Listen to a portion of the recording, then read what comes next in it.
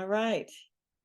Good day, everyone. My name is Attorney Ethel Mitchell, and I have prepared this information for you, for your benefit and for those that you love, to explain to you what essential documents everybody needs to have and why. So let's get started. The name of my firm is Wills and Trusts, LLC, because the only thing we do is to prepare wills, trusts, power of attorneys, advanced medical directives. We assist people in administering estates and trusts. We review your deeds, and we really try to offer thorough, comprehensive service for everyone, because everybody really needs this. So let me give you some education and some information that hopefully will be of use to you. This is an estate planning presentation, as I said before, and it's for information only. Please remember that. There's no attorney-client relationship established. It's for education only. Each person's situation really is different, and you must seek individual legal counsel for your documents, for your affairs, and those of your loved ones. Don't try and do this stuff yourself. Don't get stuff online or at Staples and so on, or at the stores, because they are sometimes not effective. And when you need them, the person is either dead or unable to change them. So this is my team. We have 3 lawyers in Wills and Trust LLC, myself, my son, and attorney Brenda Morton. Attorney Ronald Scott Mitchell is my son. He is an associate with the firm as well.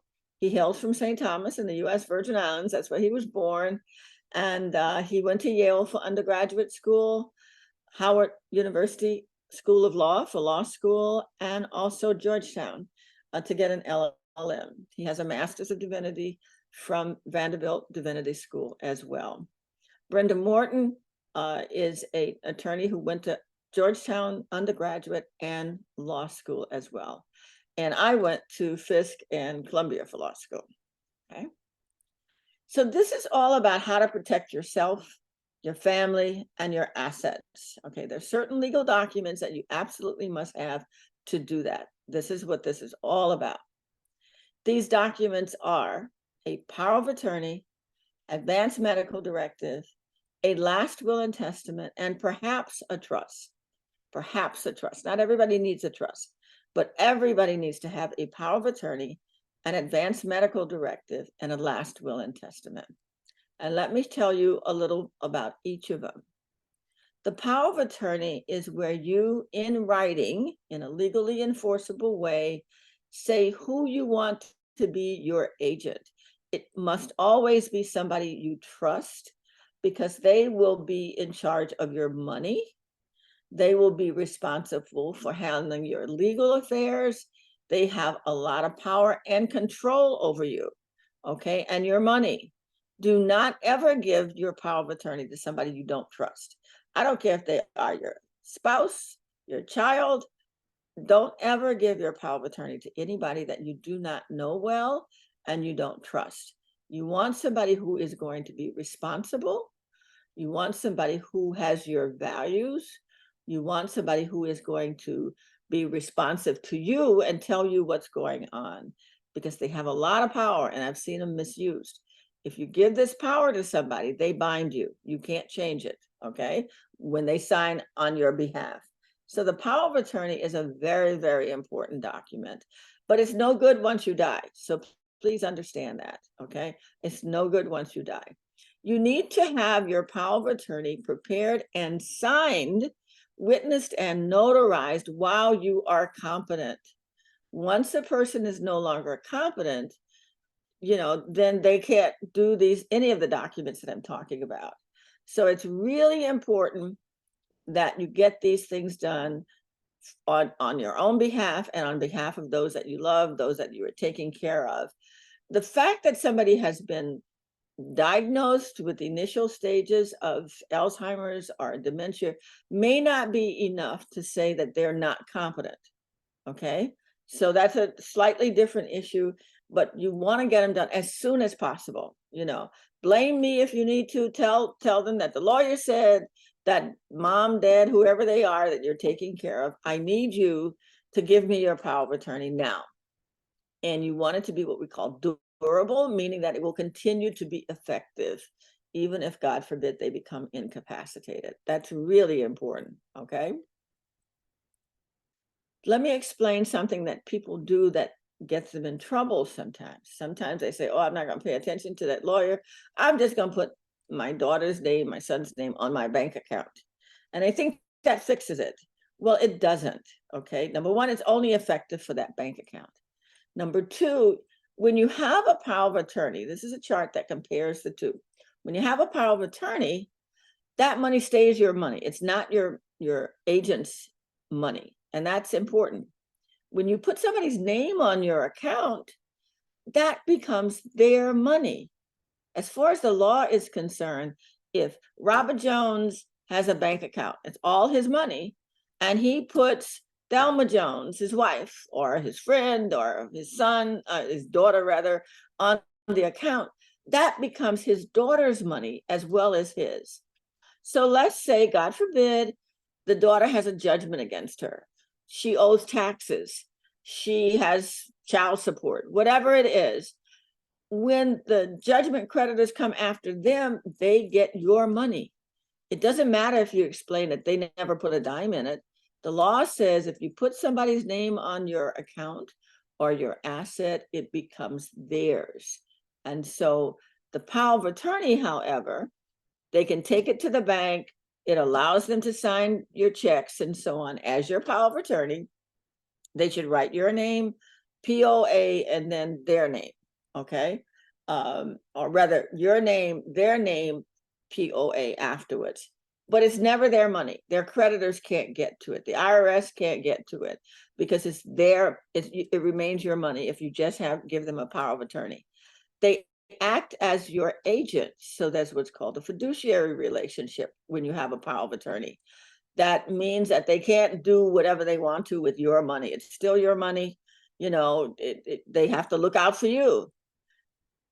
If you put somebody's name on your account, and I have seen this happen. I had an old lady who would not put her niece or anybody that she knew on her account. Some new person showed up, and just to be ornery, I think she put their name on her account. And a couple of years later, she needed to go into a nursing home. She had, the person whose name she had on the account had taken over $80,000 out of her account. And there was nothing that we could do about it, you know, because she put the name on the account. When you put it on as a power of attorney, there's a trust relationship.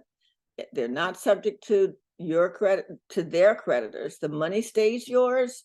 When you die, you can do whatever you want to with it. Still, if their name's on your account, as I said before, their creditors can get to it. They have no obligation to you, and it all becomes theirs after you die. And there's really nothing you can do about it. Now, while you're alive and you're competent, you can cancel the power of attorney. But please don't try and get out of that process by just putting somebody's name on your account. It happens often, and I've seen a lot of people get hurt by it. So let's go on. The second document I talk about was the medical directive. You need to have somebody who is named to care for you if you get sick. It empowers somebody to talk to your doctors, to know your medical history, to help when you're not able to make decisions. And it can also say if you want to be on life support or not, okay? So that's also a very important document as well. You want the medical directive and the power of attorney. Now let's talk about your will, your last will and testament. It identifies your executor, whoever you want to be in charge of your assets and to distribute your assets after your death. You should name who that is. When you have children or you have family, there's all kind of jealousies that pop up. They don't like your wife. They don't like your husband. They don't like each other. And you avoid all that by naming somebody in your will to be your executor or personal representative. Does not have to be a family member. It can be a good friend.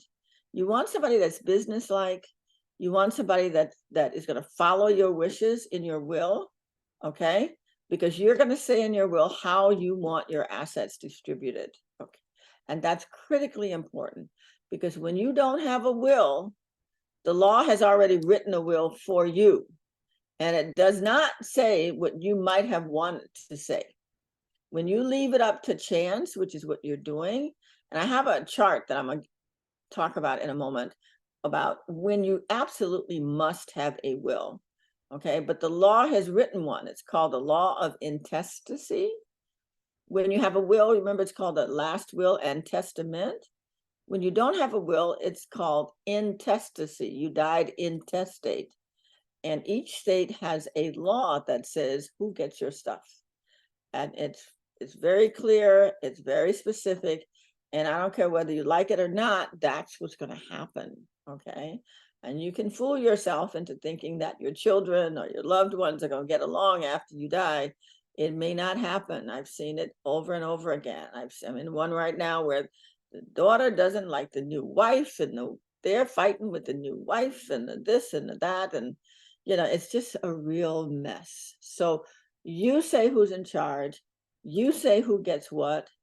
Make sure you have a lawyer prepare your will. It's much better, it's much easier, it's definitely cost effective, because if you try and do it yourself or you don't have a will, then your heirs are going to get a lot less than they would have gotten if you have a will, because it's going to be expensive to probate your case, to fight with everybody, to do what the law says to do, that we have to do, and then distribute the assets according to law instead of according to your will. It must be executed properly. Do not allow, this is something new that's coming up more and more. If somebody is in your will, do not have them be a witness, okay? You cannot be a witness to a will that you are inheriting from. That's important. So let's say Mr. Robert Jones, if anybody listens, I'm on the radio every Saturday morning. I like that name, Robert Jones, for some reason. So my example is always Mr. Robert Jones has a will, and he's doing it himself, and he wants his son to be the executor, and his son is going to get a part of his estate. If his son is a witness to the will, if he signs as a witness to the will, the son has to give up his share of the estate in order for the will to be admitted to probate. So be careful. Do not have anybody sign as a witness who is going to get something out of that will, okay? Another thing people don't realize is that a will has to be probated in court. It's not automatic, and so when you have a will, a lot of people think you have a will, you don't have to do anything else. Well, no, you have to submit it to court. Each state is a little bit different, but by and large, you still have to go through some kind of a court process in order to make it effective to distribute property after your death. This is something new that I've put in here because we're running into this situation. A lot of people assume that even if you don't have a will, your family knows how things go, how you want them to go. I've had recently at least 4 different people call to tell me that my aunt said she was going to give me the house, or my godchild. And a lot of times these people have they're the ones that took care of the one who is deceased. They're the ones that have paid for medicine, fixed up the house, paid the taxes, and so on like that. But if you don't have a will to give that property to who you promised it to, they won't get your property, okay? They might be able to file as a creditor if they have some proof that you agreed to pay them back, to get some money back if they've paid money for you, for your house and so on. Most of the time you don't be asking your aunt or your godmother or your mother or grandmother for receipts when you do things for them. So they're just out of luck, period. So if you have anybody that you want to be sure to get your assets, if you have promised your godchild, your grandchild, a particular child who maybe took more care of you or may need it more than the others, make sure you have a will. You must have a will. So to be sure of that, you need a properly executed will that says, I want so-and-so to get such and such. This is really true when you want to benefit a grandchild, a niece, a nephew, a godchild, a stepchild, friends, a significant other, anyone who's not a direct legal heir. And by that, I mean this. When you die, if you are married, even if you've been apart for a long time, your spouse has an absolute right to get a percentage of your estate. Okay? Then your children, if you have children, has a right. Well, let me back up a little bit. Maryland literally, as of October 1, changed their law of intestacy so that instead of adult children always getting a part, whether they are, the only children you have, but if you've remarried or if you are married to a spouse, if you don't have a will, your children might not get anything under this new law. Okay? So if you want your children to get something, when I'm saying to, I mean adult children as well. If you want a friend to get something, for sure, you have to have a will, because friends are not legal relatives, all right? It's always the immediate relative that is closest to you. First, spouse, children. If you don't have children and you don't have a spouse, but your mother or your father is still alive, your parents. Only if your parents are deceased, then your brothers and sisters. If your brothers and sisters are deceased, then it gets down to nieces and nephews. All right. Godchildren are not considered relatives under the law. So godchildren don't count. In many states, stepchildren don't count in terms of the law of intestacy. Friends never count. All right. The law is not going to give anything to them. And I'm really pleased to find more and more people are naming their friends to receive money from their estate when they die. If you have been in a long-term relationship, a romantic relationship, for example, a lot of people have been together for 30, 40 years. They have their own reasons why they may not get married, okay? But they've been putting their money together, they've been paying mortgages, they've been doing all kinds of stuff together. In order to make sure that that person benefits from your estate, you have got to have a will. You've got to, okay? Because they are a stranger under the law. Now, there's now in Maryland and in DC, the new law of domestic partnership, which is appropriate for people who may not want to get married, but they live together, they've been together, they're in a committed relationship, they have money together, they have property, they can be, you can register as a domestic partnership, and they now, as of October 1, will gain very significant property rights, similar to a spouse. So that's an option you should look into if you want to be protected. If you do not do that, I have seen children put out the same person who raised them, okay, because they weren't married to their father or their mother. I've seen them, they just put them out because they've already been to the lawyer and they know that if there's no will and there's no other kind of form of paper that will protect them, they can put them out and change the lock. I had children come and change the lock on doors, drive the car away, which was the only car that the poor person had. It was just really cruel and brutal, but the law allowed it. And so if you want to make sure, or if you're in a situation where you need to be sure that you're going to be protected, tell your significant other they have got to do a will. That is important.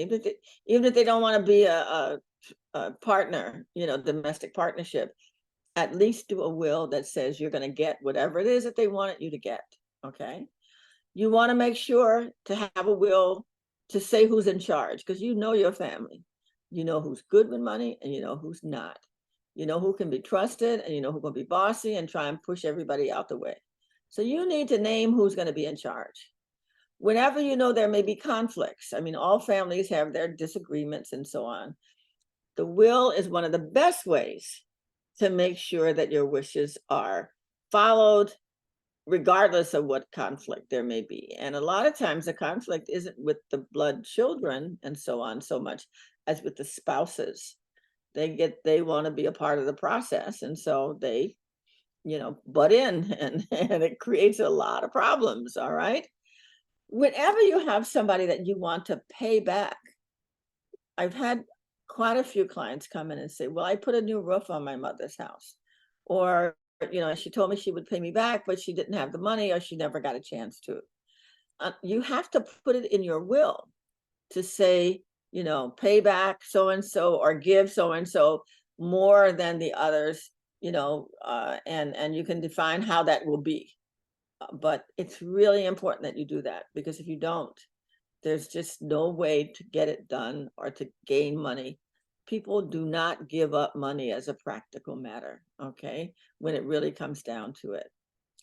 Then if you want to leave money for your church, your alma mater, or any charity that you want to, a lot of people like St. Jude's or their Howard University, HBCUs can use your money.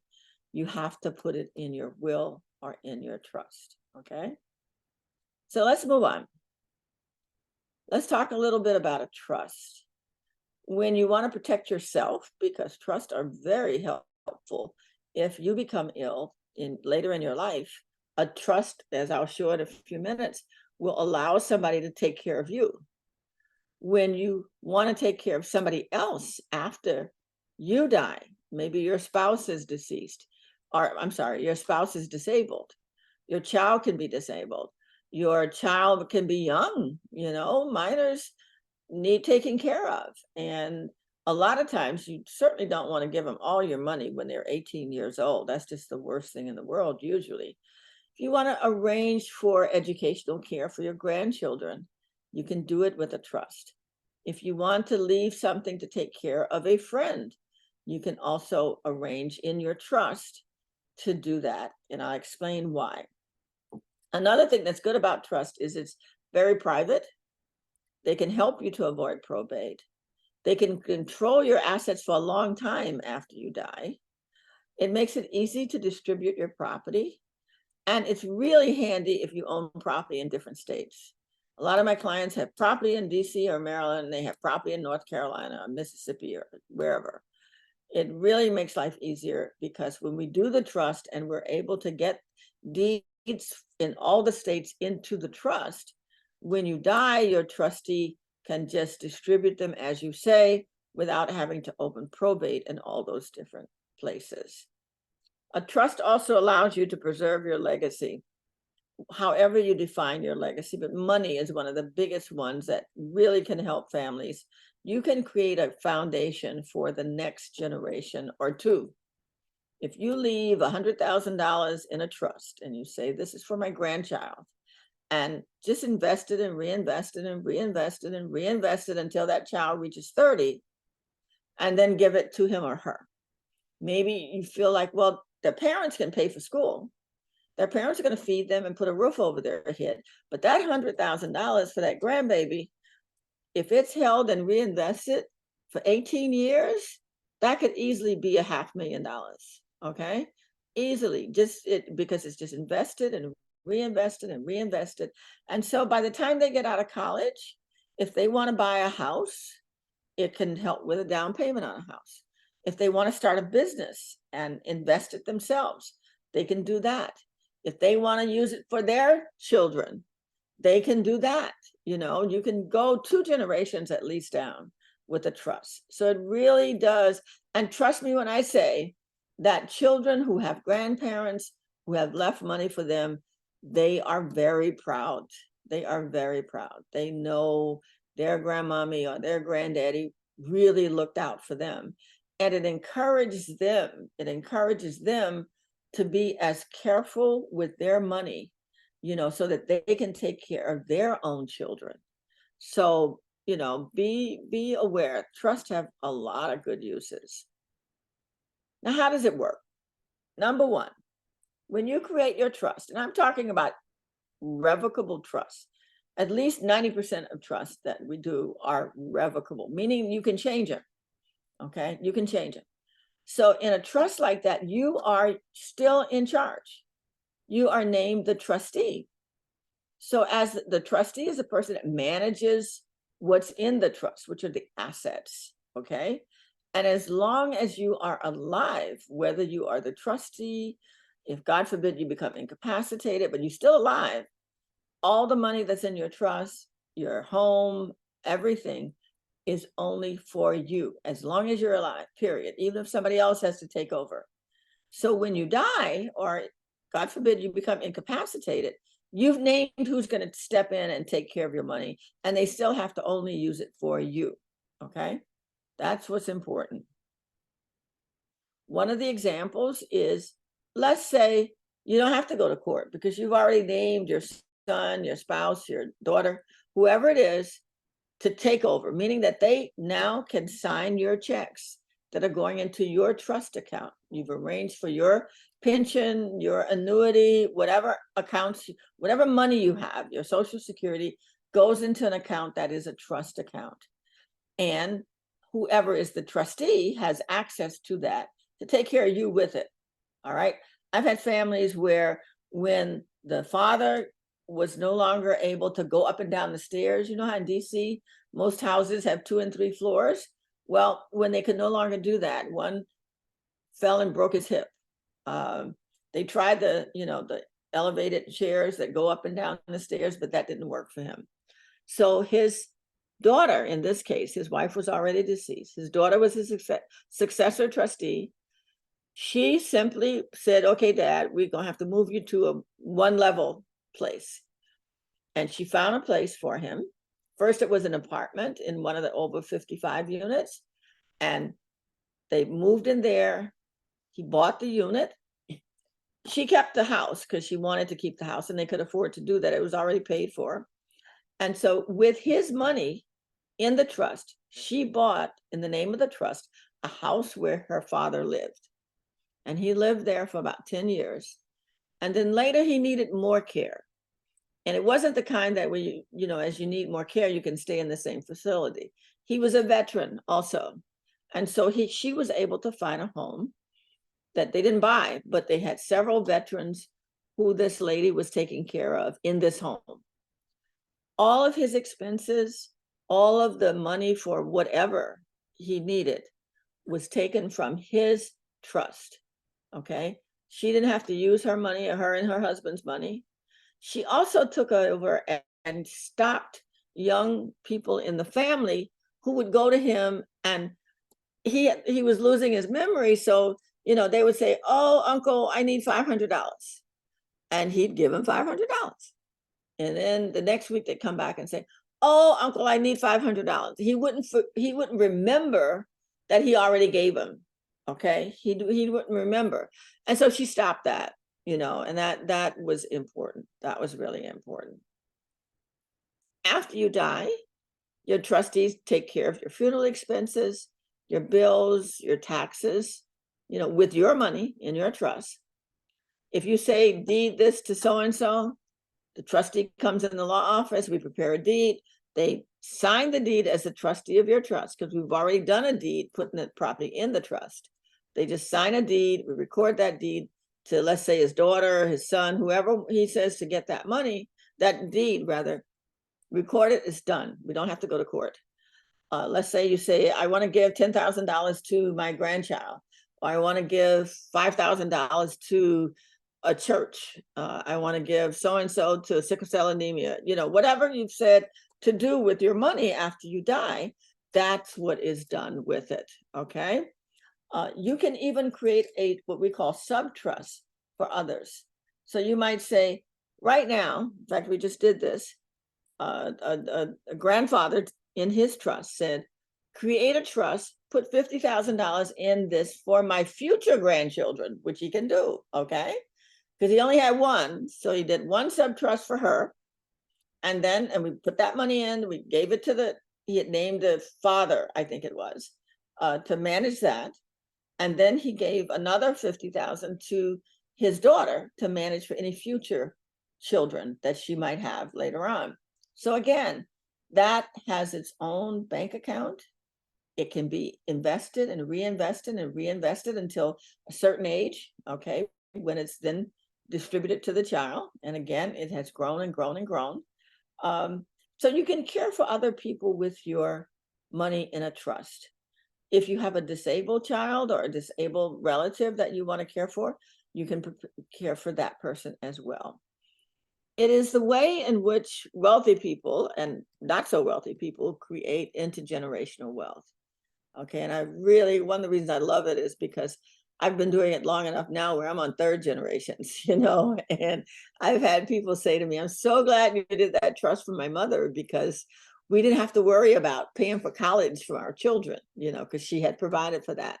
One couple said they sold their house where they were living and moved into their mother's house because their mother's house was in DC and it was better. It had a swimming pool and all kind of stuff. I mean, she had laid it out, So after she died, she had given it to him and they sold their house. They invested it and put it aside for themselves and they're still making money and stuff and saving it. But they're now living in their mother's house or his mother's house that is totally without a mortgage.